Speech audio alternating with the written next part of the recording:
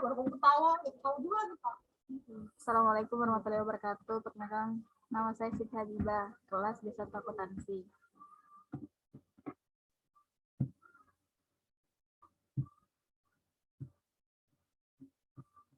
Ragam bahasa Indonesia. Bahasa Indonesia sebagai media komunikasi penting tidaknya suatu apabila satu, jumlah penuturnya banyak, dua, penyebaran bahasa yang luas, tiga, terpakai dalam banyak bidang atau ragam. Satu, dari sudut pandang kebahasaan, ragam bahasa dan lisan dan tulis. Yang kedua, dari sudut pandang kegunaan ragam bahasa formal dan non-formal. Yang ketiga, dari sudut pandang tata tulis ragam bahasa baku dan tidak baku. Yang keempat, dari sudut pandang penyebaran ragam sosial dan fungsional. Ragam bahasa Indonesia. Ragam bahasa lisan adalah ragam bahasa yang dianjurkan oleh pemakai bahasa. Ragam bahasa tulis adalah ragam bahasa yang ditulis atau dicetak. Ragam bahasa lisan dan tulis. Ciri bahasa lisan memerlukan kehadiran orang lain. Kedua, unsur gramatikal tidak diungkapkan secara lengkap. Yang ketiga, terikat ruang dan waktu. Yang keempat, dipengaruhi intonasi suara. Ciri bahasa tulis. Yang pertama, tidak memerlukan kehadiran orang lain. Yang kedua, unsur gramatikal hadir secara lengkap. Yang ketiga, tidak terikat ruang dan waktu. Yang keempat, dipengaruhi tanda baca dan ejaan.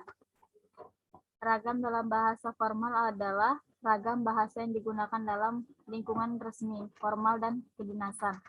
Ragam bahasa non-formal adalah ragam bahasa anti-formal yang penting, komunikatif, dan saling memahami. Ragam ini dapat berupa yang pertama ragam lisan, diksi, sikap, situasi, intonasi, atau ekspresi. Yang kedua ragam tulis, diksi, ejaan, format dan penyajian. Ragam formal dan non-formal.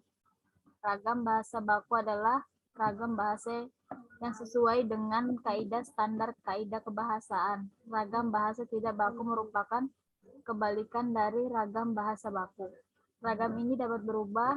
Yang pertama, ragam lisan, misalnya berupa diksi atau kalimat. Yang kedua, ragam tulis, misalnya berupa diksi, ejaan, format, atau penyajian. Ragam bahasa baku dan tidak baku adalah sebenarnya lisan efektif, efisien, baik, dan benar untuk komunikasikan hal-hal keilmiahan.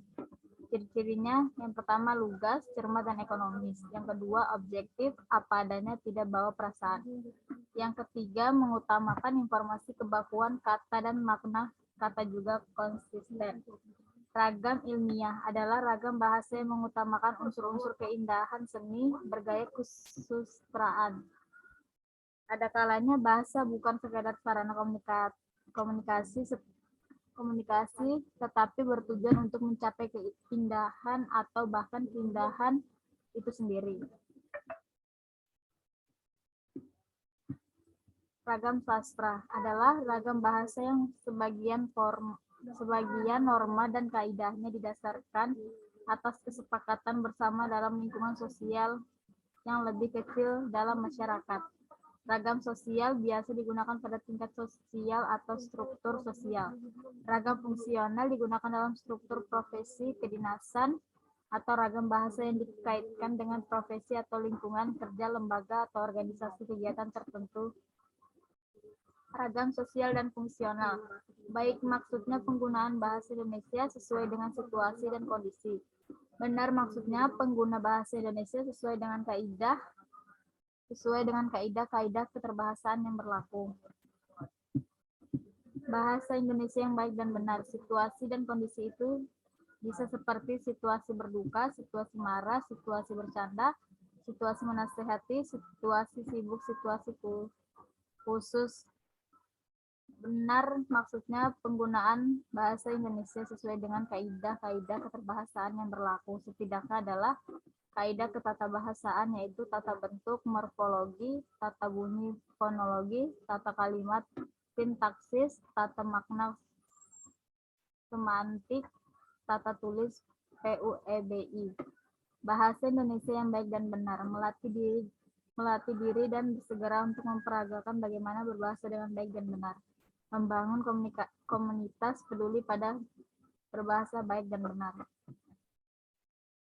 Sekian dan terima kasih. Wassalamualaikum warahmatullahi wabarakatuh.